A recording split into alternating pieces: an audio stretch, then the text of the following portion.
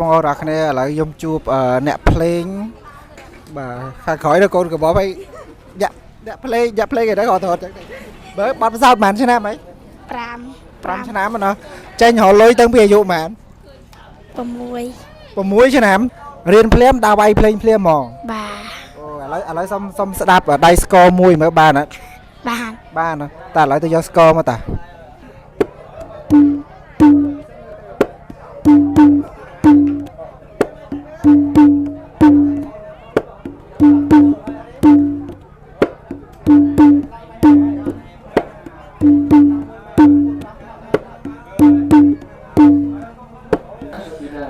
លេងភ្លេងមិញលេងបាត់អី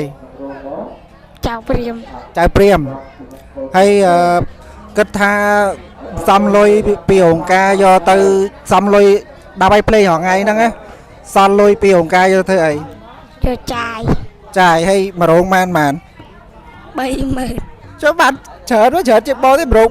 30000ហើយណាទៀតហើយទៅរៀនចាយមួយថ្ងៃម៉ាន3000មួយថ្ងៃភ្លេង1រោង30000អញ្ចឹងបើចាយមួយថ្ងៃ3000អញ្ចឹងចាយបាន10ថ្ងៃទេត្រូវអត់បាទតែឥឡូវមានអីនិយាយទៅកាន់ពុកម៉ែបងប្អូនមួយអត់ចង់ជួលក្រុមភ្លេងត្រូវការខ្ញុំខេតណាបាទខេតណាកំពង់ស្ពឺអូខេបាយបាយអ្នកនរគ្នា